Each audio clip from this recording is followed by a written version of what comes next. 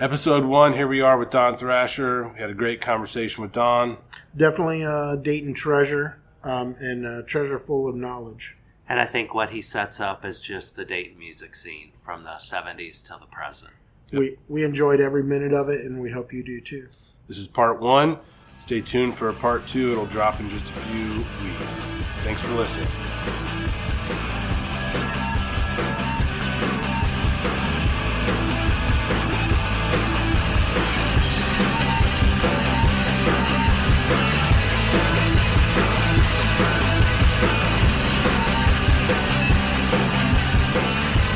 But, I mean, there's nothing I love more than talking about Dayton music, so. Good. Yeah, Awesome. I'll come back as many times as you want. I'm basically retired now. I don't do much of anything, so. Except playing. Yeah. This has been the busiest year we've had ever for Smug Brothers, so. And you guys, well, I've got it in the notes, but you just got off tour, kind of, right? You just Yeah, did a we little just run. did 3 shows. Yeah, that was great. Pittsburgh, Philly, and Brooklyn. That was nice. Nice. Yeah. Yeah, and 2 of those were with our buddies, Honey Radar from Philly. We played a couple shows with them last year, and a couple shows this year. We're already planning stuff with them next year, so Cool. It's great. it's good. We get to play with people we love, and I mean, like we're playing these shows. There's like 50 people there. I'm not going to front like these are big deals or whatever. It's Still. pretty low key, but they were all really nice, kind of very similar, kind of old school like dive bar clubs, Yeah. with the checkered floors and a little stage and. Cool. So yeah, it was great, man. I mean, the fact that we went out and we made $100, we didn't lose any money. So, and we had to pay $80 in tolls, which is fucking ridiculous. And you don't know anymore because they just take a picture of your license That's plate it. and they send you the bill after the fact. Are you and you're kidding? like, Yeah. I've not experienced that They don't before. do it's stupid. Yeah, you don't stop. One time at one stop we had to stop and pay a lady, but the rest we just zipped through. And then so we're like, okay, well, we know we made $180 something, $190. We made $100. You broke even. But we didn't lose money, and You guys got phone set, just Yeah. ringers off, all that good stuff. Yep. Okay. Are You ready? doing the beginning? Yeah, I mean, I can. He's rolling. He's It's rolling. Okay. All right. Well, I mean, if we're going to go back and just do that and later. re-record later, then we can just get going. I'll do a brief intro and then we'll roll. Okay. Do you have? I know you with the show tonight. We've got Mitch coming in around 4. Is there a time you need to get out of here by? No. Okay. Because Dan and I were talking, and we're like, man, as I keep digging and digging and digging into all of your stuff, I'm like, this. I didn't even get to stuff. Right, You know, right. I'm like, at some point I had to, like at 11:30 this morning, I cut off and I was like, I got to get down there or else I'm going to be late for the freaking interview. So, okay, well, we'll get going. Ready? Okay. Welcome to Meet Me in the City, a podcast exploring music through the boroughs of America. Today we have a very special guest, someone who I think reflects kind of the heart of what we're getting at with this podcast. He has written about music in the Dayton area. He has played music in the Dayton area. He's talked to bands who have come through here over decades. Have your own label as well. We want to welcome to the podcast today, Mr. Don Thrasher. Welcome, Don. hey guys, Yes. Welcome. thanks so much for having me on. Yes. Yeah, we're really grateful to have you. You were an early first-round draft choice when we knew we were going to start in Dayton. Excellent. Yeah, we Appreciate knew that. we wanted to start in Dayton because that's where our experience in music is, and playing shows and booking shows and going to shows, and so you came up almost immediately as we thought about who would we like to talk to as we get this thing going. So thank you for being here. Yes. Just to kick it off, you want to give us a little bit of your backstory, how you ended up in Dayton, what got you to this, great city? Absolutely. Yep, I was born and raised in Alabama till I was 15. My parents were born in Gadsden. That's where I was born. That's where a lot of my family still lives. My dad was in the newspaper business, so he started off as a kid like delivering papers, worked his way up to like the circulation department, which oversees deliveries and things like that, and then he sold ads, ran the ad department. Eventually he was like a publisher for small newspapers, and that brought him up to the Kettering Oakwood Centerville Bellbrook Times, where he was the publisher. in the late 70s into the early 80s. Was that a daily paper at It's that point? twice weekly. Twice and that's weekly, usually, okay. that's all the papers he was doing, these small town papers. Like Okay. we lived, after Gadsden, we lived in Troy, Alabama for 4 years, which is southern Alabama. It's a college town. Yeah. And then we moved up to Haleyville for junior high and first couple years of high school. I went to 8th and 9th grade was high school there in Centerville, so in Haleyville. And so did marching band, just started doing concert band, in 5th grade like people do, playing the snare drum and work your way up to, whatever in the marching band. I played the bass drum, I played the cymbals, did all that stuff for a couple years. Which was a great experience. Also played baseball, basketball, football. I was able to do all that at the same time, which is kind of fun. Small town, what else are you going to do, right? It keeps you out of trouble. And other than that, I just always loved music. My dad loved music. He turned me on to the Beatles and the Beach Boys and Otis Redding, Creedence Clearwater, Ray Charles, like so much great stuff. Elvis, he loved Elvis, obviously, as everybody did at that time. So there was just always music in the house. My mom and dad, neither one were musicians. They didn't play or anything, but they loved music. My mom loved Wayne Newton and Barry Manilow and Tom Jones, the classics, the Carpenters.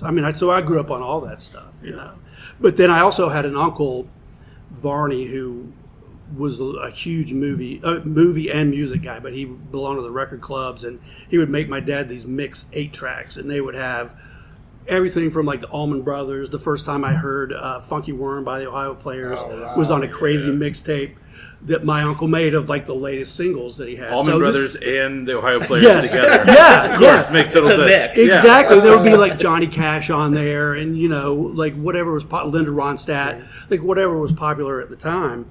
What year was this?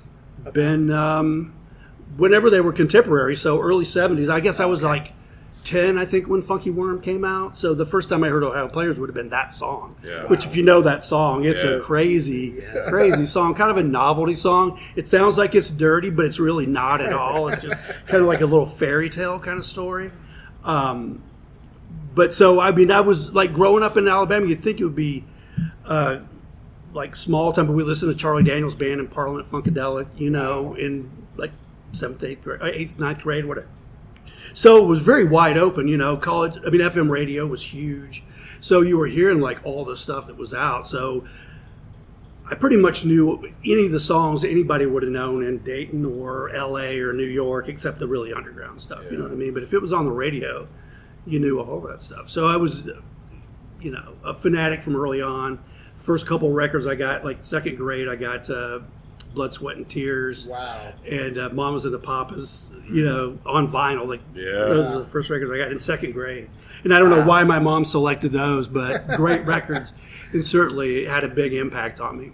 Yeah, that's awesome. So I didn't want to leave Alabama. Like, I loved Alabama. Like, small town, everybody, playing 3 sports, playing in the bands. It's like a lot of fun. But my dad's like, Ohio Players, Heat Wave, they're from Dayton. I'm like, oh, really? Well, that's interesting. And then we came up and visited. I'm like, oh, this is way better than small 5,000 people, Haleyville, in a dry county, hours away from even Birmingham, you know what I mean? Wow. So there's like nothing going on culturally. So we came up here, and it was like amazing. Record stores everywhere. There was one record store in Haleyville. So that was my whole high school. At that point, lucky to have the one in a town that size. So we moved into Centerville, and I lived over there by Alex Bell and Mad River, kind of where the windmill is there, on a road called Rygate. Great place. First day we moved in, the kids were like, we're going to go see Grease at the theater. You want to go? Sure. So I went with all the kids in the neighborhood, which is not really a kid's movie. No, there's not some really inappropriate stuff. Like, my brother's 6 years younger than me, so he was there along with some of the kids his age. So it was like probably 12 kids, but it was all very welcoming, And got up here and did not want to play football because Centerville, those were some big boys, and I already knew. And I'd already stopped playing baseball by that point, by like 9th grade. So I just stuck with basketball, and I'm like, yeah, this is my thing. I go to record stores, I play basketball all day. Pretty cool. And then beginning of junior year, blew out my knee before the season even started. Oh, wow. So the season was done. I was in a cast all the way through the beginning of the year.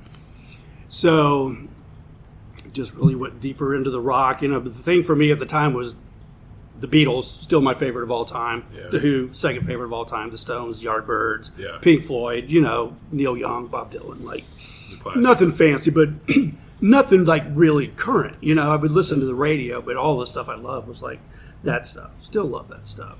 But then, like, senior year, my buddy goes, "Oh, come on over to the house. My brother's got these great records." Plays me the first Clash record. Plays me the first Elvis Costello record. Plays me a Peter Tosh record. And I'm just like, what the hell? Blew your mind. So completely it flipped my gears at that point. So I'm starting to buy, all of that stuff, the new wave stuff and the punk stuff. And still wasn't really anything like that happening around town that I knew of. Of course, I'm still in high school. And this is late I 70s? graduated in 81. Okay. So Okay. this would have been about 80, actually, Yeah, when I yeah. first heard that stuff. So they were a couple years old at that point. But then, you start seeing, like the Ramones are coming to town or something like that. I didn't get to see them at the time. But, you start to see, there's some of maybe this stuff happening.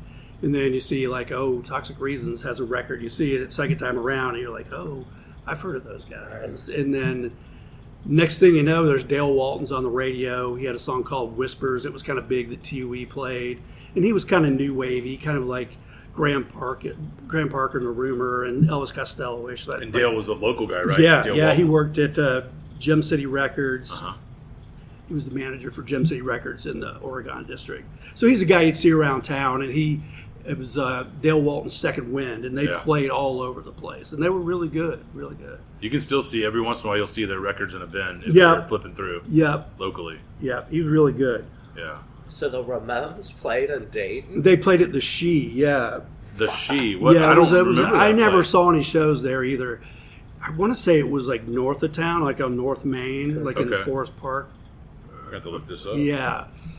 But, like, there was some new wave stuff coming through at the time, but I wasn't really old enough to go. Like, I missed out on Sam's, when they were having, like, Husker Du played at Sam's Oh, wow. before, when it was on 5th Street. That's where Mick was before he went to Canal Street. He was running the co-op at Sam's Club. really? Up until 81 when he opened Canal Street Tavern. Sam's Club.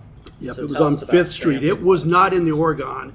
It was on the other side of 5th Street, like past Main Street on the other side, over kind of, I'm trying to think what else was over there. Yeah, we're speaking of Mick Montgomery, who started Canal Street Tavern. Yeah. And we've already, pretty much everybody who's going to be on the podcast in its infancy stages will mention Canal Street. So it's just absolutely a legendary venue. So I didn't know this part of it, that he started another yeah, club. and so he brought the co-op over. That's what he had never run a club before. He was an art teacher. He taught high school art. Mick was an art. Yeah, he was a school teacher. Yeah, Makes sense. Makes a lot of sense. Yeah. a folk musician, Very just sort of relaxed. Yeah, man. Yeah, man. Like he was very relaxed, but also kind of passive aggressive, and would also we give know. you shit like, "Man, haven't seen you in a while. You doing okay?" Yeah. Like, yeah, okay, I get it. Yeah, we've had some good shows in here. You miss it. I know. That was my favorite quote from him. He's like, "You want to be supported, you got to support the scene, man." I'm like, yep. He's right. He's absolutely Oh, right. yeah, I mean, very much he was. so. love that guy. Yeah. So he moved from the Sam, is what it was Sam's called. Club. It's Sam's called Club. Sam's Club. Yeah, and they had like. Too bad he didn't hang on to that name for a while. Yeah, no kidding. I'm pretty sure maybe it was just called Sam's. Maybe it was. Maybe it was just called Sam's. And they did shows. They did shows. They Local had like shows. blues guys there, and like the local bands would play there, like Dayton Yellow Springs Band and stuff like that. When did you start playing in a band? The New Creatures would have been my first band. We started in '82. The New Creatures. The New Creatures. That was my first Creatures. band. And like I said, I lived on Reigate, so it was like a cul-de-sac. And Greg Demas, who later played in Guided by Voices, he was the guitarist, singer. He lived over here. You go like through the trees, the woods, cross a bridge over the stream, and then his yard's over there. And then Bill, the bass player, lived on another street, just went through my neighbor's backyard, through his another yard, and then across the street, and he was there. So we were just friends from the neighborhood. And they were both actually a couple years younger than me. I actually graduated with their older brothers, both of them. Okay. But they were the kids playing music in they'd actually been in bands before me even. Yeah, we just got together, started playing. They had some original songs. We all, kind of discovered punk around the same time. So, we were playing a lot of originals, but we played like songs by The Jam. We did some Circle Jerk songs. We played some Clash songs like Cheat by The Clash and Sex Pistols. We played a bunch of covers in addition to but we played Tom Jones. We covered Tangerine by Led Zeppelin, like a bunch of weird stuff. Wow. Nature's Way by Spirit, all kind of crazy stuff. So that's what, 80, 82-ish? You're out of high school? I'm out of high school. They're still in school. Okay. And so we probably practiced and goofed around for about a year. Played some backyard parties. Our first official show was at the Dayton. That's where we're getting at. Like, we're Yeah. playing out. Yeah. What was that like? It was cool. Well, really drunk. Like it was fun to get up and do that. But I mean, I'd never taken a lesson at like playing a full drum set. I never did like jazz. We didn't have jazz band or pep band even where you could play a full kit. So until I was 18, I'd never sat behind a drum kit, and I was just on a lark. And like, oh, it just made sense. Yeah. I played Aqualung with some friends, and I faked my way through it, which was pretty crazy. Yeah. And I'm like, oh, okay. And so we just got together and just started bashing out songs, and with your friends. And then our first official show was at the Dayton Mental Hospital there on Wayne Avenue. We played for a bunch of mental patients. Yeah. What? Paul Belgian, who lived next door to Greg Demos, worked there. And he's like, hey, why don't you guys come in? They paid us in cigarettes. I lied to you. No lie. That's the craziest That first is- gig. Yeah. I don't know. How did the patients react to it? It was pretty chaotic. I mean, we were punk rock. It was loud and fast, and it wasn't quite hardcore. We were more like British pop, punk, so it was like catchy, melodic, but fast and raw. 3-piece, power trio thing. So it was crazy. It sounds like Yeah. it. I mean, that. I don't know if It's all uphill from there, man. I don't It was know. a great experience. Like you're never really afraid after something like that. yeah, right? sure, yeah. They're like, Baptism this by is fire. so and so. He killed his mother. He shot his mom. Oh, You're like, my gosh. why is he out with people? Yeah. It's good. And why are we playing? Yeah, why are we playing this kind of stuff? Shouldn't it all be like tambourines and acoustic guitars and singing about love and peace? Heck with Johnny Cash playing a prisoner. Yeah, it was Jeez. pretty chaotic. Yeah, I don't think we're going to ever hear another first Yeah. gig story that's better than that. yeah, That's amazing. yeah. So besides the mental institution, So at that where- time, there weren't a ton of places to play. That's We what I played was the getting at. 1001 Club down on Brown Street. It was later the Walnut Hills. Okay. Oh, so yeah. Judd Yalcutt owned that. He was a local artist, and he opened that in the early 80s, and tons of bands came through, like indie bands and underground bands, at the time, and it was there for a few years. So we played there quite a few times. I know, like, Tobin Sprouts, why did I just go blank on his band? Figure Four, like they played there, and, a bunch of bands like that at the time. So the scene was kind of starting to grow, like Lead Pencil would play there. They were another band from the time, Dementia Precox. And I want to say the Descendants probably played there. They were an early punk rock band. So, stuff was starting to happen. And, by that point, Toxic Reasons had already, like, toured around a little bit. They'd gone out to San Francisco, and they played in Vancouver and stuff like that. The same with Dementia Precox, who were, like, kind of new wave, noisy, started up around the same time. They had all, like, made friends with, like, people out west and didn't tour a lot, but it made the trek out there. And, like, Toxic Reasons were hanging out with Dead Kennedys, and things like that at the time. And DOA, who was, really big. Yeah. They came to town. That was a big thing when they would come to town. They did, like, some shows at Brookwood Hall. That was another place where people were doing shows, although we never did with the New Creatures.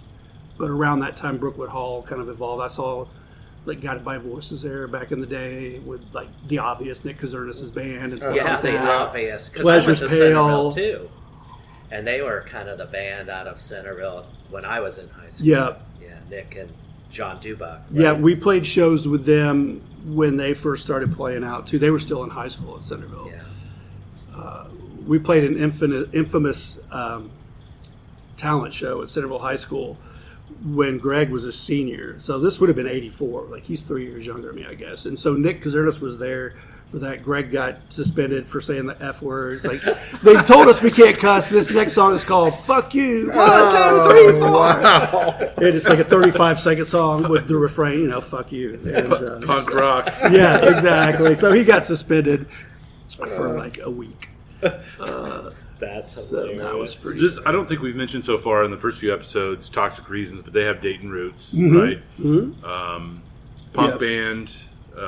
Very like also influenced by like the Clash and like Yeah. the British stuff. Yeah. Ed Pittman kind of sang with like a faux British accent, which Greg did a little bit too with the New Creatures. It's like a thing, Yeah. But I mean, they started like really in West Carrollton, where the guys lived in this apartment complex there, right on Alex Road, in 741 there. I used to live there for a while too. Unbeknownst to me that they had started there. Wow. But yeah, they were great. I mean, they had like the first like 7-inch, that I ever seen by like a punk rock band in Dayton. Them and Dementia Precox, who I mentioned, they both put out 7 inches, like 79-ish, Wow. 80.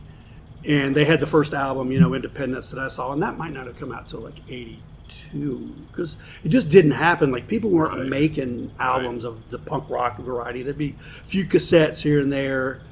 But it wasn't like until the 90s there was like a proliferation where people were just releasing stuff like crazy because CDs were so much cheaper than doing vinyl, and it just opened the floodgates. So it was a rare thing, Guided by Voices had been together for quite a few years before Forever Since Breakfast, because it was just such a hard thing to do. Yeah. And, the Obvious put out their record, before even GBV did. Wow. Didn't know that. So Did the Obvious win Dayton Music, the Canal Street?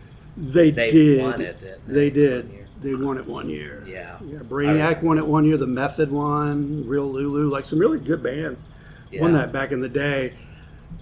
I had a list of all that stuff, but my hard drive, my backup hard drive is corrupted. It just went out on me a couple weeks ago. I haven't backed it up in 5 years, so I just lost so much stuff. So I know that I finally completed, because it was incomplete. Like, I had almost the whole list, but I was finally able through the Guided by Voices. There's that fan page or website. GBB, DB, the database. Well, there's the one for Canal Street too. Oh yes, yeah. We've talked about that. And was able to piece it all together finally, because it was such a thing. Did you guys win? Yeah. Did Tim? Yeah, Tim did. Yeah, Yeah. you guys did. Didn't come to anything for me. You won the playoffs. We played in the finals. And We that did was not still win. kind of early on, right? Yeah, Was we played Cigar Head. Yeah, Had to be 89, 90? No, 91, 92, Okay, something yeah. like that. Yeah. yeah. Wow. Yeah. So when you started playing drums, Mhm. in your band, you were out of high school. Did your parents, were they on board with that? Were they go for it? Or? They let us practice in the living room. So it sounds like yes, they very were. cool. They were supportive, but my parents never ever came out to see a show ever, Wow. one time. Really? Yeah. So, but when I was playing, we never lived in the same town either, and but even when they were living in Virginia, we played in Richmond, and they didn't come see us play, which was a half hour from where they were. Right. So I don't know. I don't know. It's weird. It's a weird thing. So they were supportive, and they're completely to blame for my music obsession. But my mom always thought it was cool, or whatever, but she never really asked about it or anything. So I don't know. So you ended up going to Wright State, right? I did. And you were a DJ on the... Yes. So what were you spinning at that time? Well, I got really lucky because I never had to do the regular show where you just play what they tell you to play. I always did a Friday night show, so I started off doing it was 11 to whenever you want to stop. So I would go in and just play, punk rock, indie stuff, some oldies, just weird stuff, a little bit of everything. And then I would just play it until I got tired, and then I'd go to sleep. I'd lock up, go to sleep because I didn't have a car. So I would just sleep. When the bus got there in the morning, I'd take the bus and go back down to my place off of 3rd Street. Wow. So I did that, and then I worked my way up to like it would have been the 8 to 11 show or whatever, and that was just again like a weird show where you played whatever you wanted. And then I graduated to doing the 6 to 9 or whatever. I forget what it was, but it was something like that. They were on blocks, and it was just like the punk rock show. It was called what was it called? Because I inherited it, but it was just like strictly hardcore, like punk rock, playing all the newest stuff, that was coming out. So, So how long were you doing the DJ at Red a couple State? years, like 2 years, yeah. 2 years. Yeah, it's where I met my wife. She was dating another guy there, and I'm like, why is she dating this guy? She likes Echo and the Bunnymen. That's Echo really and the Bunnymen, cool. yeah. Which is one of my early like faves of the new wave thing. Oh, Yeah. definitely. And so when I was like, oh. And then they broke up, like 6 months later, and I'm like, Hello. I'm here. so we've been together ever since. Got married at 24. We've been married 36 years, I guess. Wow, congratulations. Wow, that's awesome. Amazing. Yeah, she retired 2 years ago, August. She took an early buyout from Avery Dennison. She had a corporate marketing gig, and been kind of eyeing that ever since. There you go. Nice. So pulled were the you plug in in there. school at the same time you were DJing? Because you Yes. graduated from Wright State as a university in Dayton, Ohio. which is Yes. very So I graduated in 81. I went to school for about a year and a quarter, taking business courses, didn't know what the hell I was going to do. Flunked out. Got a shitty job. I was actually working 2 jobs. I was washing dishes at Gacetta's, which was an Italian restaurant at the Dayton Mall on the 2nd floor. Oh, wow. And then in the daytime, I was delivering these packages for Olin Mills, the yeah. photography company. Yeah. They would call people up and they would sell them these packages. And then I would have to drive to these houses in Germantown and Farmersville and Miamisburg, West Carrollton, and say, oh, here, you just bought this thing. And I'd give them this paperwork, and they would give me checks or cash. And then at the end of the day, I would take it back to the office. So That's interesting. What it was crazy. Product So- of a bygone era. I was living in West Carrollton. My girlfriend had broke up with me. I was playing in the New Creatures, and then my car died. I turned 21. Cool. My car died. So by that summer, I didn't have any money, nothing to do. So I went and stayed with my parents for about 8 months in Virginia, in Petersburg, Virginia. Why do I keep saying West Virginia? Petersburg, Virginia. Sold shoes at J.C. Penney's. Farted around, read a bunch of books, listened to records, drove to Richmond once a week and watched like the Mondays that have free movies. They'd have like all summer they had Hitchcock movies on Mondays, so it'd be like a double feature, free Hitchcock. Nice. Yeah, so just stuff like that. And then came back that fall, so that would have been the fall of 84. Moved in with Greg and Bill, who were now both going to Ohio State. Resumed my time in the New Creatures and slept on their floor at Steve Hall for about 2.5 months. And they'd sneak me into the cafeteria to get food or bring stuff up to the room for me to eat. And then moved back to Dayton with a high school buddy who was going to Wright State. Went back to Wright State, started my writing, studied mass communication, changed my major to mass comm, got in radio and was playing in New Creature. So pretty much set me on the path for where I am now. I never wrote for the school paper at Wright State, but I did all the writing classes, the poetry classes, creative writing, plus the journalism classes, which are actually quite a bit of that. So that was nice. And then I was stringing for the Dayton Daily News too. So that was a paid gig. I'd go down to like the Centerville, city meetings or whatever, city council meetings, and I would have to take notes on what they talked about, and then I'd call them up and read what I'd written, and they'd type it up, and like next day it'd be in the paper, and That's so amazing. Super exhilarating stuff, I'm sure. yeah. And then so I was still at school, met my wife, we got engaged, still hadn't finished my degree, but I got a job at Standard Register through a family connection, so I'd worked there for 8 years. Wow. From I guess like 86 to 94, something like that, whatever the 8-year span would be. And And stopped playing with the New Creatures. They kept going. They were all Columbus. Got kind of tough. I started playing with a band out of Yellow Springs called the Hopefuls. Did that for a little bit. We played Canal Street and Yellow Springs and stuff like that. And one of my buddies, Dale, from Right State Radio, was with us, Dale Phelps, and put out a couple cassettes and did that. And then I started playing with Guided by Voices, I guess. We had met Bob. This story's been told a million times, but met Bob Pollard from Guided by Voices at the Building Lounge, which was on 3rd Street. Later was Jazz Central. Okay. But in the mid-'80s, it was like a punk, new wave, underground club. And we were playing with a band called DeCroixson from Chicago. It was like an early touch-and-go band. And bass player broke his string like early in the set, and that never happens. Right. Rarely happens. Not for the bass player. And so we're like, what do we do? He's like, I got to change my bass. I got to change my string. So Greg started playing Nature's Way. I mentioned we play weird stuff. Just played it on guitar, and I'm sitting there, and some guy jumps up on stage and starts singing backing harmonies, and I'm like, what the hell? It's Robert Pollard, Guided by Voices. And I'd seen him, I knew who he was. I had forever since Breakfast, had played it on the radio, was a fan of that record. But didn't know him. He's 6 years older than me. Different circles. So, but we're like, after the show, we just started talking. He was there with Pete Jameson, the former manager for life. And he's like, yeah, we just made this new record, Devil Between My Toes. Here you go. Like, wow. What? And it's so different, than Forever Since Breakfast, which is like a REM-ish kind of folk rock, indie, like really 80s college rock kind of thing.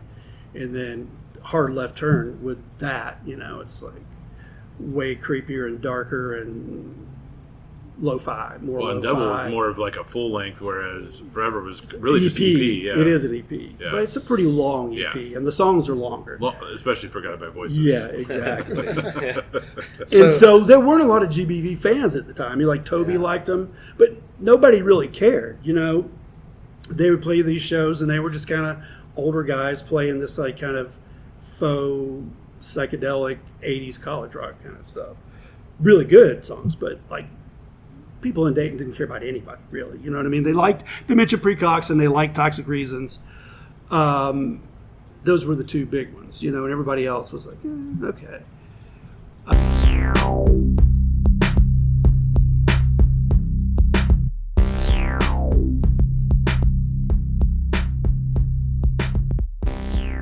Meet Me in the City, sponsored by Twisted River Coffee Roaster.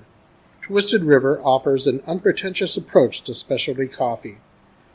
Visit twistedrivercoffee.com and use promo code INTHECITY at checkout to receive a one-time discount of 10% off your entire order.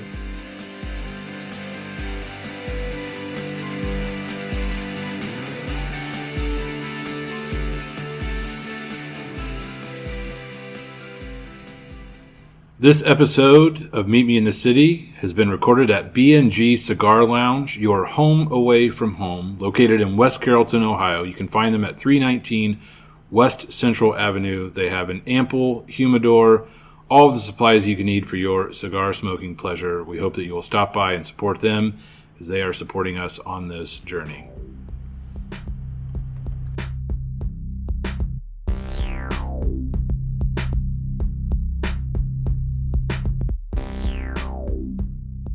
So what year do you think this was you would have met him? Is that like 80s? I mean, Forever it would have been 86. 86. Yeah, and it was brand new. Like, they had just gotten it. And I don't think any of those were shrink wrapped either. I think they were just the records and the sleeves, if I remember right. Yeah. And so how did you start playing with him? We just became friends. Like, we hit it off that night, and we started just like we'd hang out and drink. And he was making Sandbox at the time, finishing up Sandbox, actually, probably. And Toby was recording his Figure 4 record up at Steve Wilbur's garage studio in Northridge, which is where Bob had started going with Forever Since with Devil Between My Toes. And so we were going to make a record. He's like, you guys should come up here. And so we did. We made our Rafter Tag album the same time that Toby was doing his record, and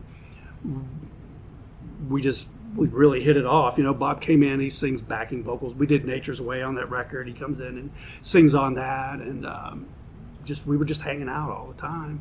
And then we just stayed in touch. And I remember when Self-Inflicted Aerial Nostalgia came out, I hadn't talked to him in a little bit, and I'd just been down to Gem City Records, and I'm like, oh, there's a brand new Guided by Voices record. What the hell? I bought it, played it, like, holy shit, this is amazing. I knew some of the songs because they were doing a record called Learning to Hunt that never came out, and I had that on cassette, and my brother and I, it just played the shit out of it. Obsessed with it, and like a bunch of those songs were on there. But anyway, I called him up that day, and I'm like, man, this record is killer. Like, I'm so glad you're still got stuff going. You got something else on vinyl, and we hung out a couple more times, and he's like, hey, I don't really have a band. We're going to make a record. You and Greg want to play on a record. Hell yeah, man. So you guys came together then because you'd already played, in your first band together. Yep. You and Greg were like a package deal almost. Yep, he wanted Greg to come in and play bass because Greg did play some bass. Like he and Bill would switch off with the New Creatures, and Bill would play guitar and Greg would play some bass. And he's like, yeah, you guys want to do it? And Greg was in law school in Michigan at the time. I'm like, yeah, I'm pretty sure we'll do it. I'll call Greg. And he's like, hell yeah. And so we did Same Place the Fly Got Smashed. We got together. It was just me and Bob and his brother Jimmy. It was just the four of us. And we got in the basement and we practiced and learned all the songs. Went into Wilbur's and knocked them out, recorded them. And then Bob did some home recordings and added some weirdness to it. As he would do. Yeah. Ambergris and When She Turns 50, which is a beautiful song, and Drinker's Peace, which is another beautiful song, Yeah, so you got credit. So I was looking at the credits. I mentioned before the GBVDB, which is the database of everything. Mm-hmm. Everybody that's played on any song, I mean, it's incredible, whoever's put that together. And you're credited on that record, but there's no percussion on that Drinker's Peace song in particular, right? No. So it was a blank credit, like you were there for the recording of it, and even if you weren't playing on the song, you got credited. I don't know. Is that true? I don't know. Well, I mean, there's like a number of songs that don't have drums on it. Right. Like Ambergris is another one. 14 Cheerleader Cold Front, I think. That's on Propeller. Is that but Propeller? Okay, yeah. Same thing, though. But, like even like Exit Flagger, I don't know who it says, but Bob plays drums on Exit Flagger. Oh, so, you're credited on the record. Yes. I have it down as to ask you about that. Because there's several records like that early on where it just looks like whoever was on it was credited. Yeah. But there's no delineation between who did what on which song, and I don't know. Maybe. But like Jimmy plays drums on Lethargy and Large Hearted Boy, and there's one other one because they did Cro-Mag sessions. Bob plays bass. First time Mitch plays guitar. I'm pretty sure you can double check that with him today. I think so. But I'm pretty sure that there's one other song. I haven't heard Propeller in quite a while, but because I think Mitch Mitchell was credited from he was on Forever, and like he was early. Uh-huh. I mean, one of the first people that played with him. So, and actually, those two records you just mentioned just have recently been reissued. I don't know if you saw that, but which is nice for those of us who like to collect because those original copies are insanely valuable and expensive. So. As soon as they put the reissue out, I was like, "Yep, I'll pay $25 for that." Thank you very much. I mean, it was a fun time. We never played any shows when I was in Guided by Voices. There's not one photo to prove that I was ever in Guided by Voices. There is video. There's video of us doing some recording some stuff for Propeller, but no photos because he wasn't playing out. And as far as Bob knew, Propeller was the last album he was ever going to make. That's the lore about it. The joke was it was going to propel him to stardom, but really that was pretty much going to be it. It's like prophecy, though. But it's never going to be it because he's never going to stop. No. Do you know Will's connection with Bob? I don't know if I probably do, but I don't recall. I don't know if we would have covered it, but I went to Lincoln IGE and had Bob as a fourth grade teacher. Okay. And my brother did as well. Right. And I shared this on our first episode, but I didn't realize Mr. Pollard was Robert Pollard. Many years later, I go to Trader Vic's. I get Alien Lanes. I was a radio DJ in high school, and so and I got the timeline wrong in the pilot, but it doesn't matter because we played some Guided by Voices stuff on our high school radio station, WKET 98.3, Kettering, Fairmont.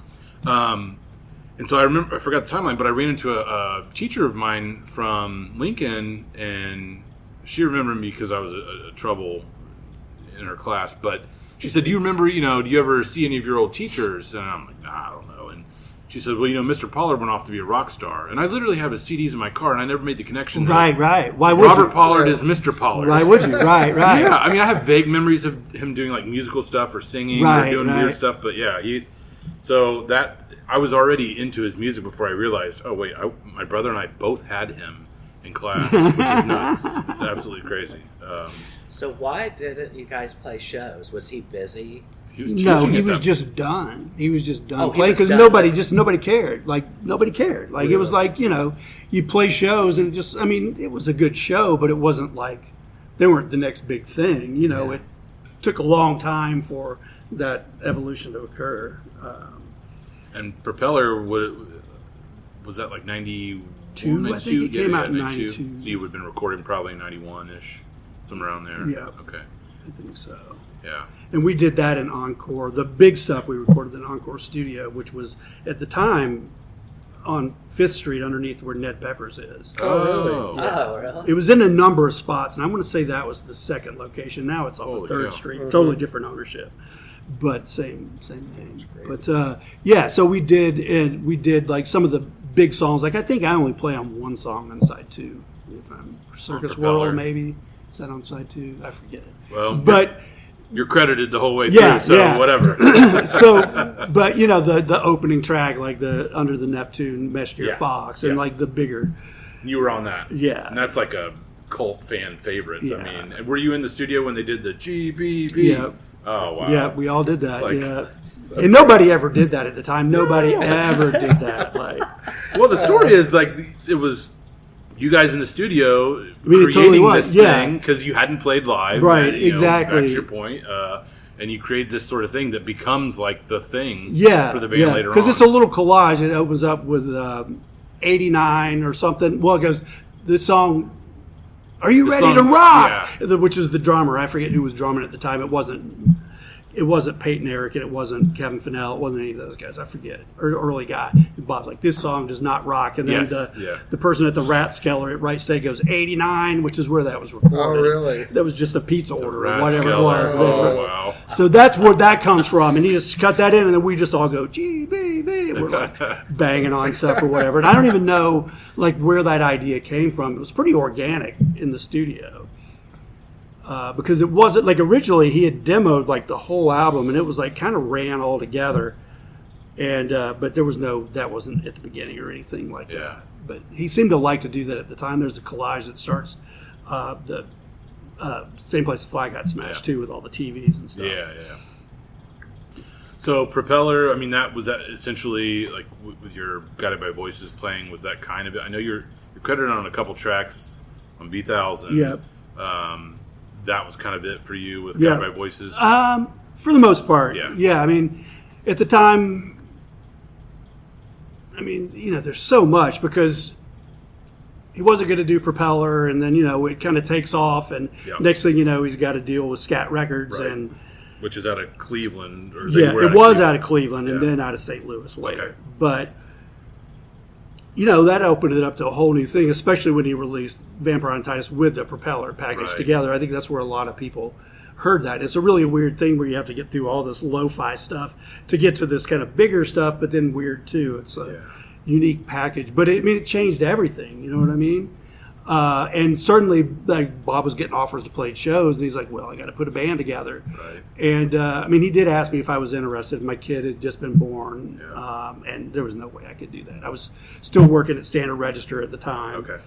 So, I was like, okay. But I'm glad, I don't regret it for a minute. It would have been cool to have been there for it, but, man, it was crazy times. I bet, yeah. But it was great to see things blow up. And I went to Columbus to see to New York when they played that CBGB show. Oh, which was you did? Like the big it's like the thing where like the Beastie Boys were there. And Mike D bought a bunch of the early records. Showcase, and for them essentially. Henry Rollins played before like a free thing, and he was there. The place was packed. Wow. I still have some photos from there. I don't know if you guys do photos and stuff, but I can share anything. Like some of that that'd stuff. be awesome. It'd be great.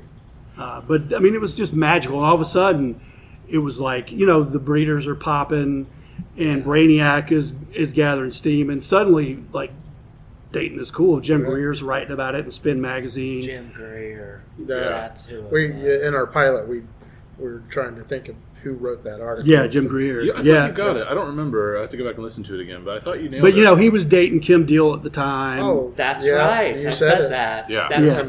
That's the connection.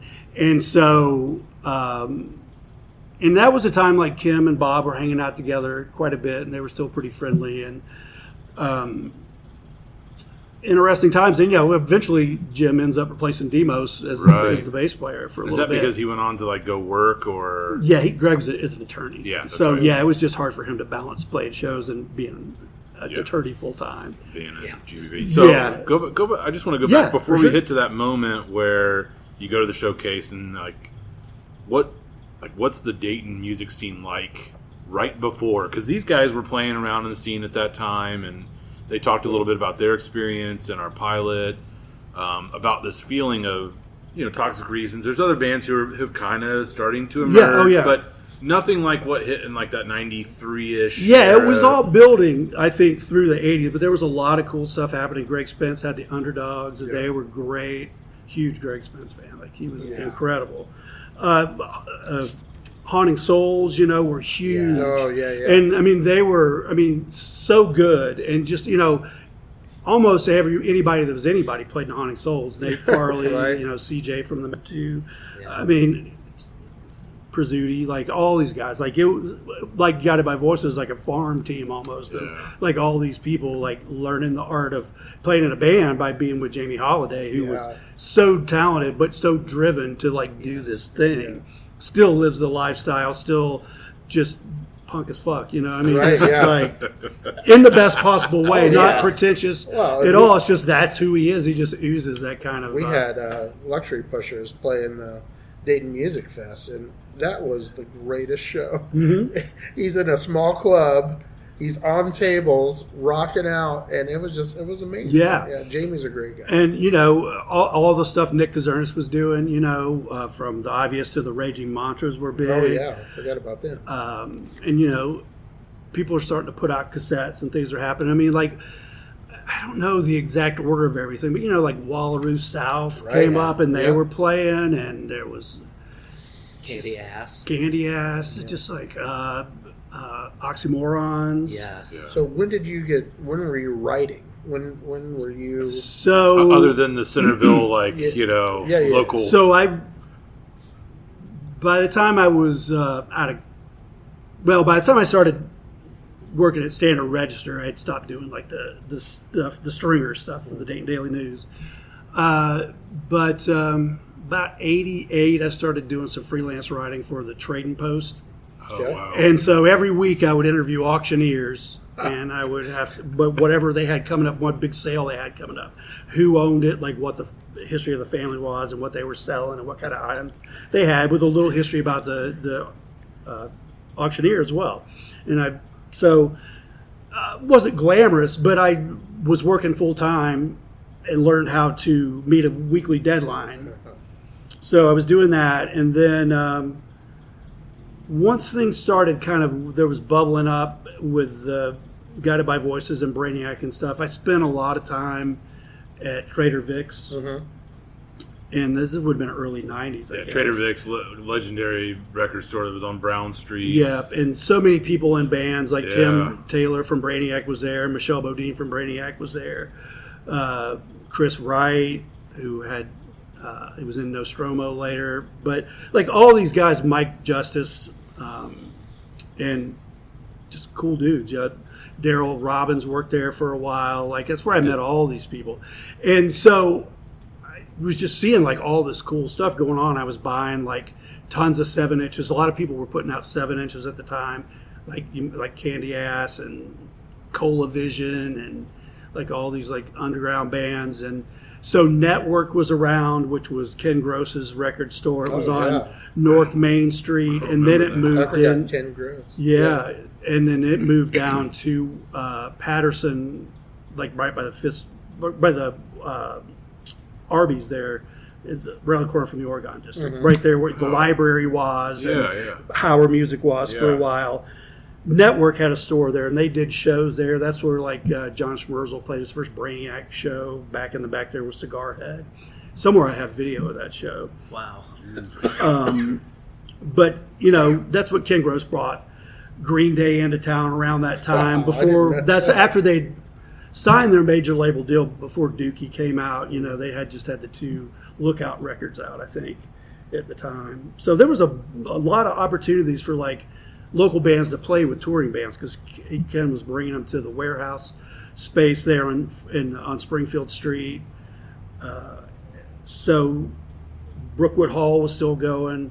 So there were besides Canal Street was happening. So there were all these places where bands were going. And because of the thing where, we didn't even talk about Nirvana, which is huge to this whole thing. Without Nevermind and the explosion of that, you don't get the Breeders being so popular. You don't get Brainiac coming out or Guided by Voices. It just wouldn't have happened.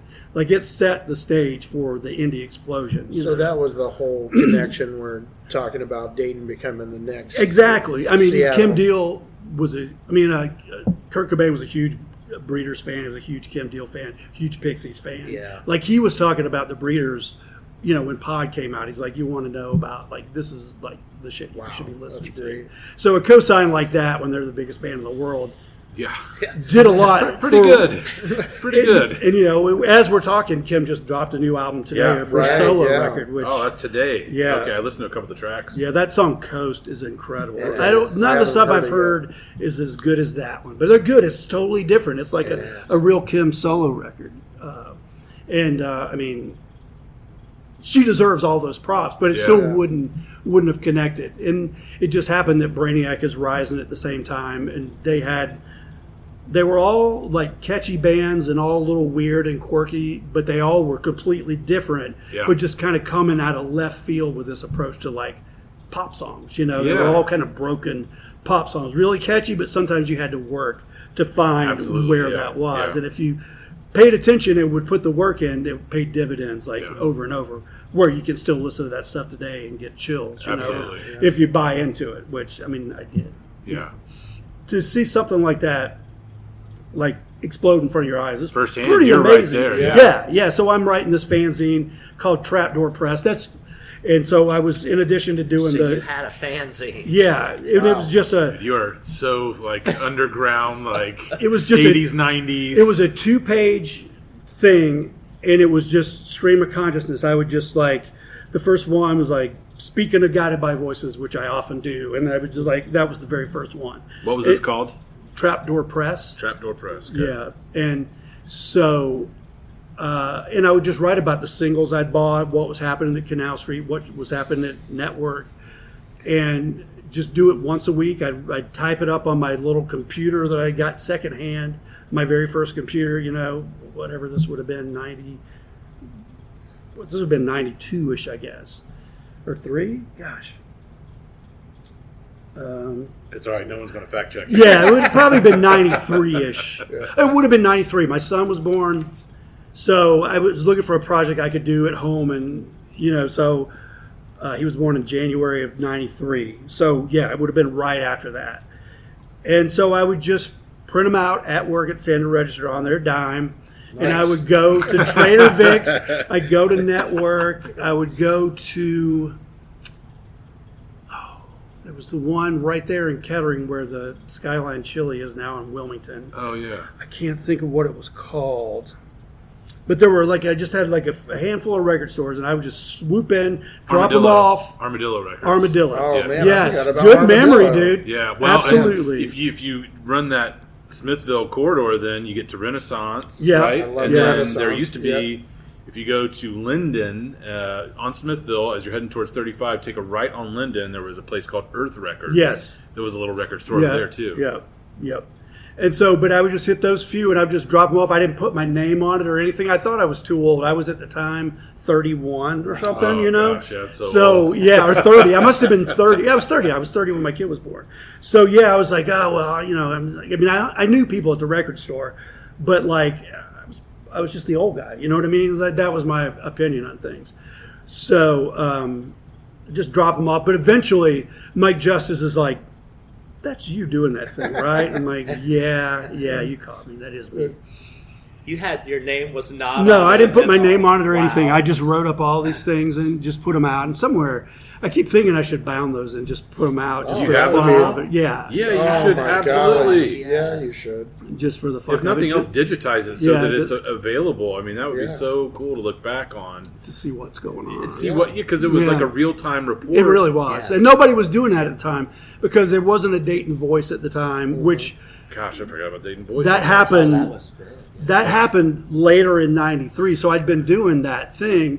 And when I read in the Dayton Daily that the Dayton Voice was going to start, I put together a little package. I sent some clippings from my Trading Post clips, which You put just your showed name- that I could interview people. Put your name on it. though. Yeah, when I sent it, yes. And some of these fanzines I'd done. Yeah. And sent them to Mary Ann McMullen, who was doing this new paper. And it just so happened that her brother worked in human resources at Standard Register. So the fact that I worked there, she's like, oh, this guy, like I mentioned that I played in Guided by Voices, of course. Yeah. Yeah. And so she's like, oh, this guy, he's connected. He's like knows this. Work those So- angles.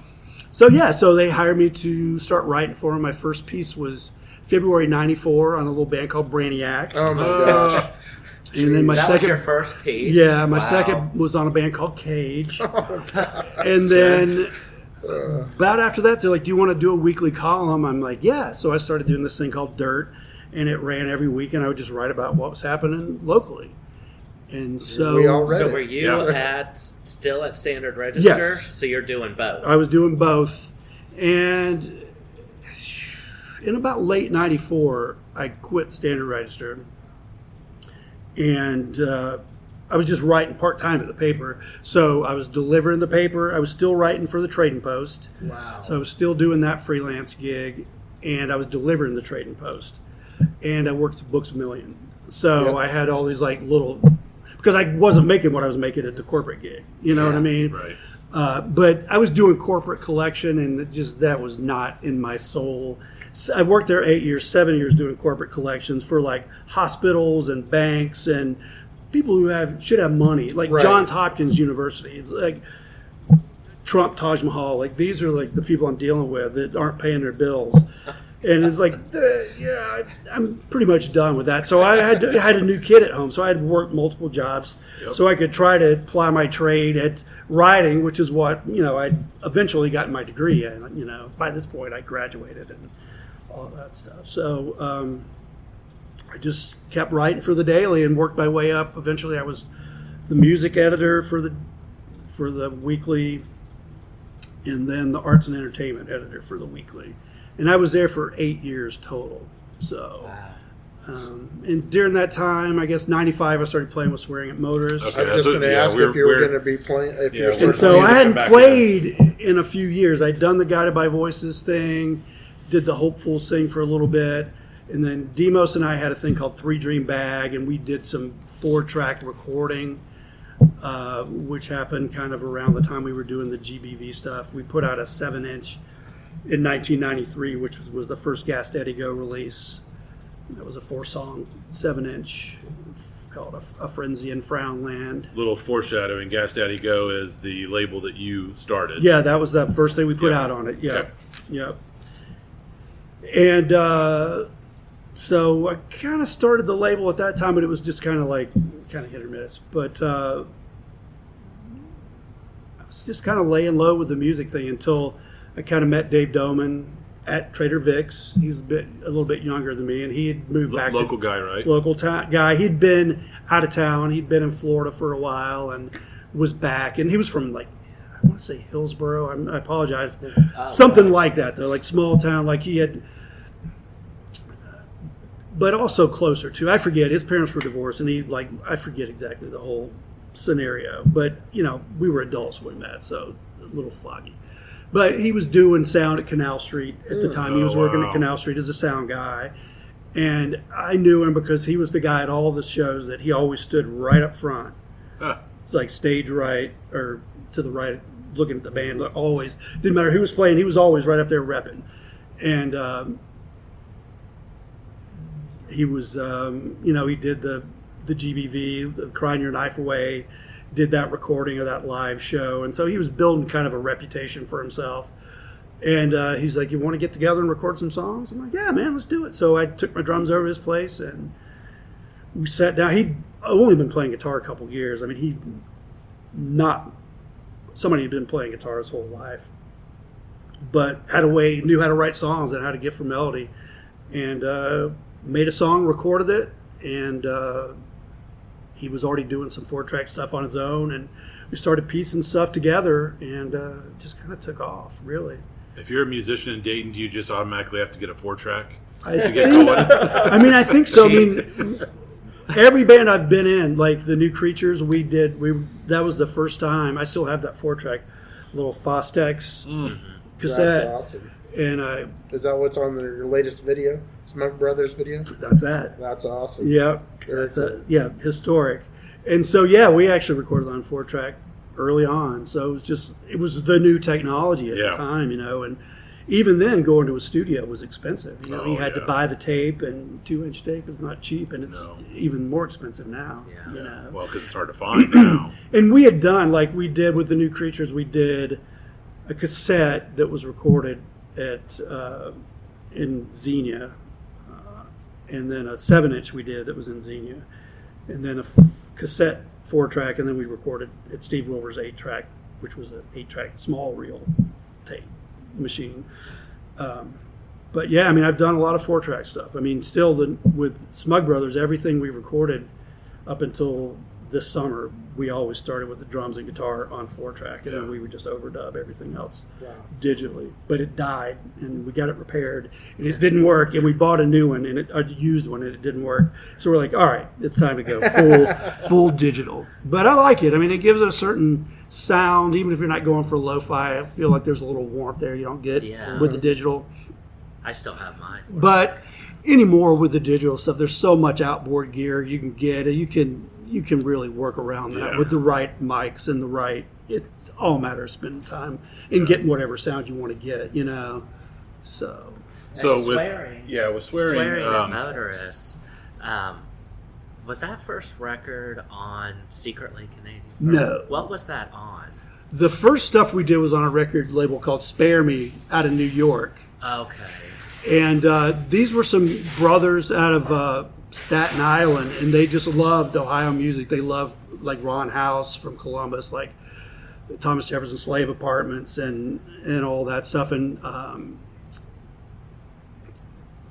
V3. I'm trying to think, like all the Mike Rep, like all the stuff that was happening in Columbus. But so they were putting together a compilation that had these guys on it and a bunch of stuff, and they reached out to see if we had any 3 Dream Bag stuff, speaking of Greg Demos and I. And I'm like, I'll send you some stuff.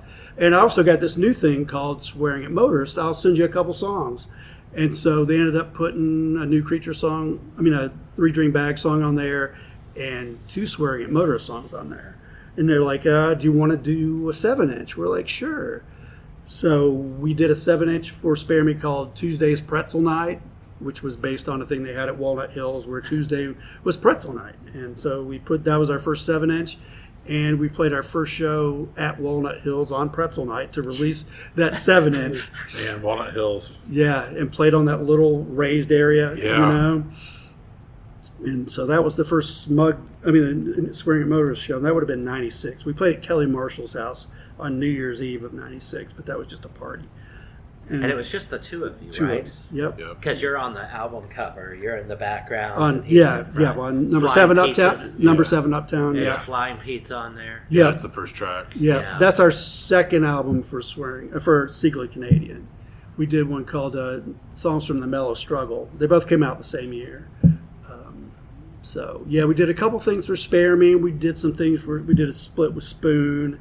We did a thing with Pumpkin My Vitamin out of Olympia, Washington, which was the Unwound guys. That was their label. And, we did a lot in like the 5 years we were together, really. So you were swearing for 5 years. Yeah, maybe 6, 95 to like 2000-ish. Okay. And did quite a few records. We toured with Spoon, though. We toured with Unwound. Spoon. toured with Songs of Haya, in Europe when we did that Europe really? tour. Yeah, Very cool. which was amazing. Man, Because they were like so- the flagship band on Songs of Yes. Secretly Canadian Yeah. when we signed With on. Jason. Yeah, Jason was great. Oh man. Yeah, huge fan of Songs of Haya and Yeah. Jason Molina. So that brings up, so when you were touring, especially like overseas, did you like touring? Did you like doing live dates? I know you had a family. Yeah, it was hard. I mean, I'm not going to lie. It almost like ended my marriage. Yeah. I mean, if I'd have stuck with it, I mean, I left around that time because it would have been my marriage Yeah. or the band. And I mean, I'm just not that hardcore of a rocker that I was going to give up my Leave it wife and all. my infant son to do the rock thing.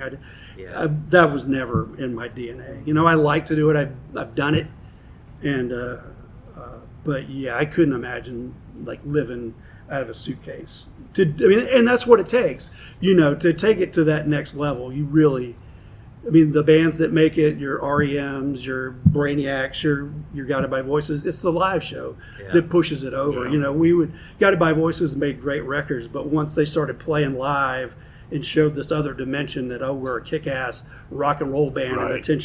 in addition to these lo-fi weirdos. It's Yeah. like adds dimensions to the Yes. mythology and Yeah. the energy of the thing. And An arena rock band producing lo-fi records is essentially what it was.